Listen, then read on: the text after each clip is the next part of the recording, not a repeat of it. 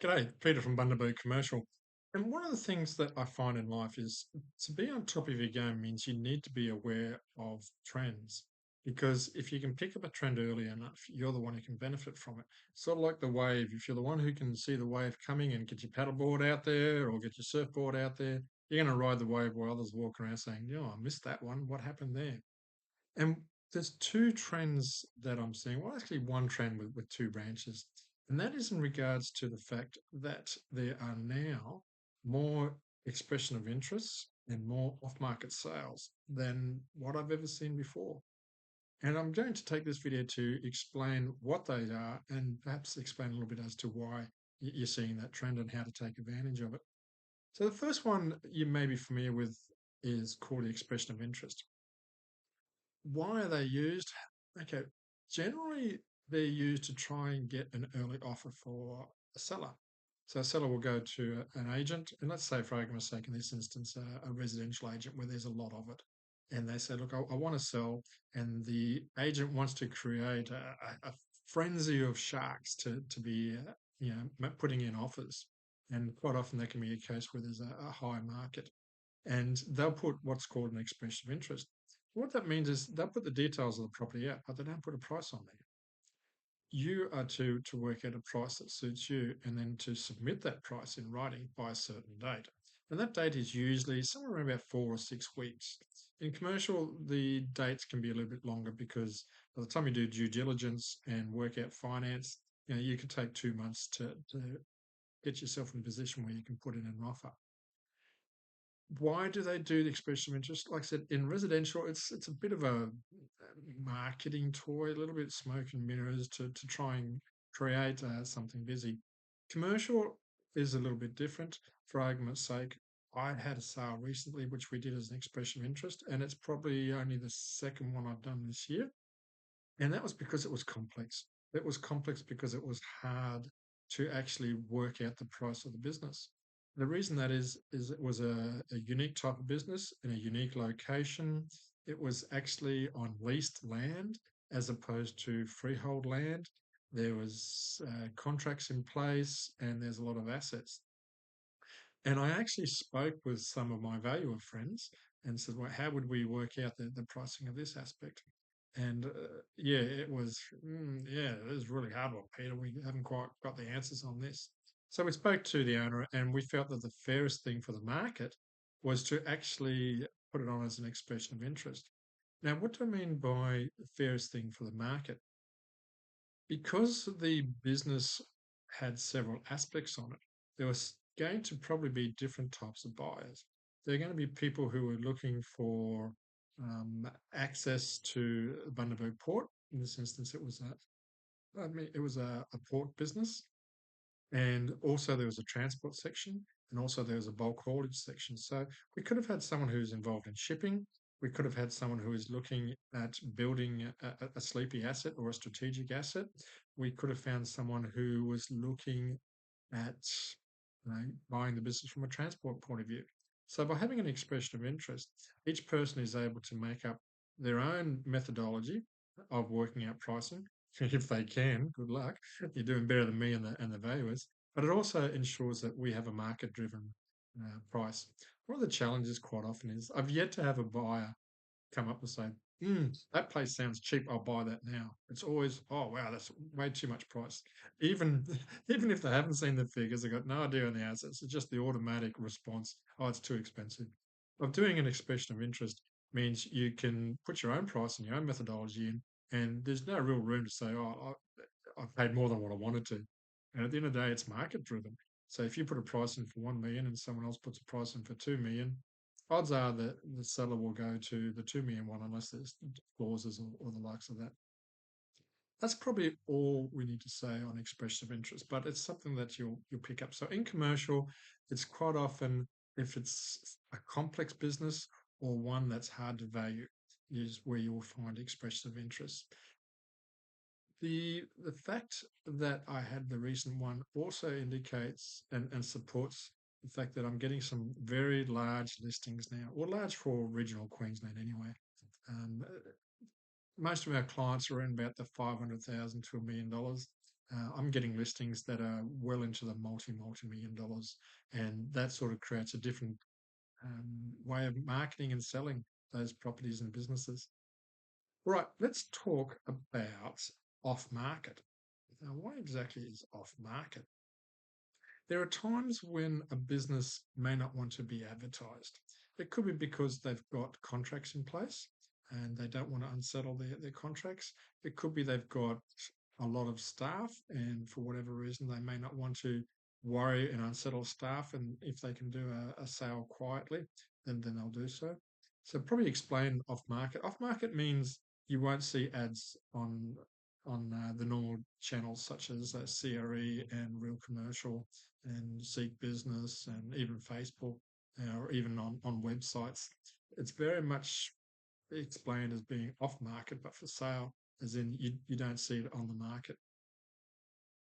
Other reasons that they may have it for it, um, some businesses just don't want everybody knowing what they're doing. They may have had that business for quite a while, and it's not a matter of bragging about I've got business, and they'll get a lot of talk and grapevine when you put something on the market. Everybody's excited and everyone wants to talk to you about it.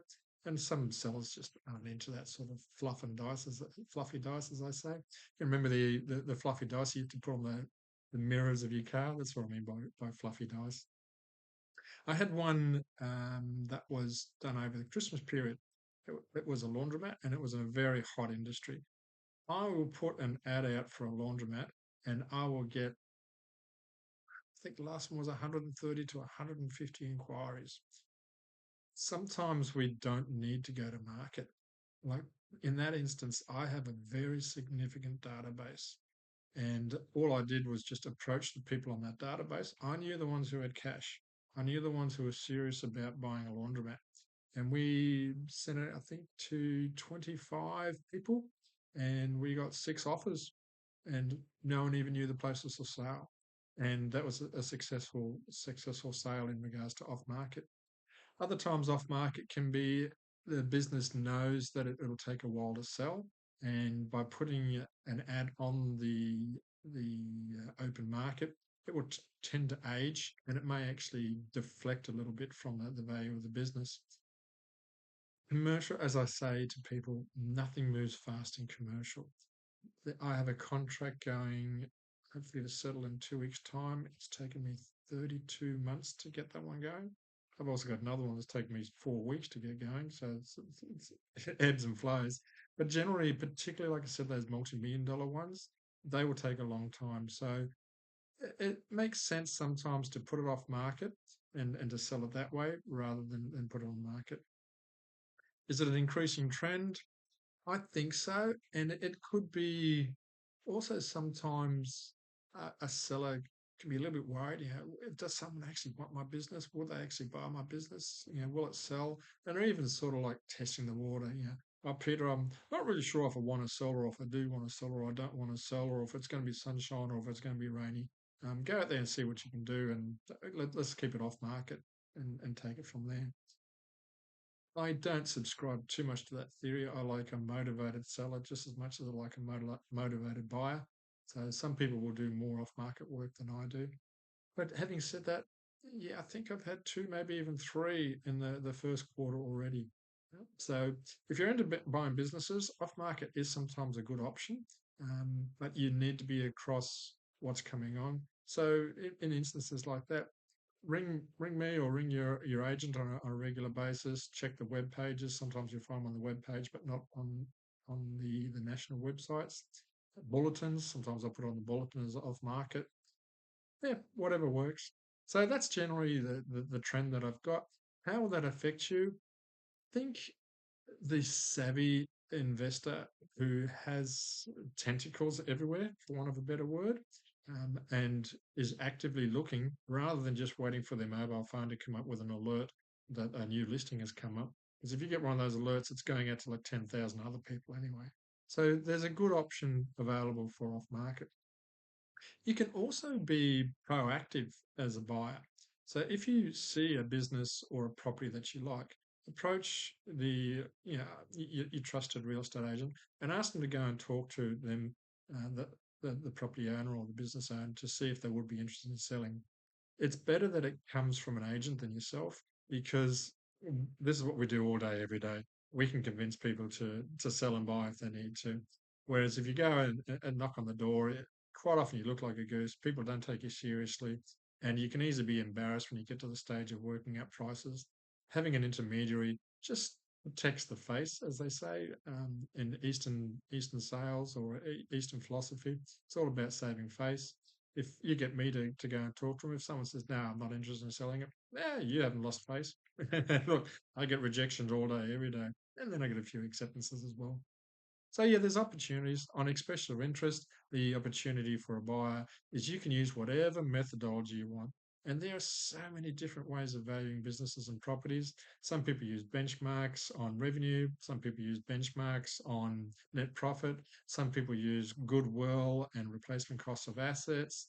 Other people use the tea leaves and work out a price. Others will just pick a figure out of the air. Others will say, well, this is how much money I've got, so that's the only offer I can do.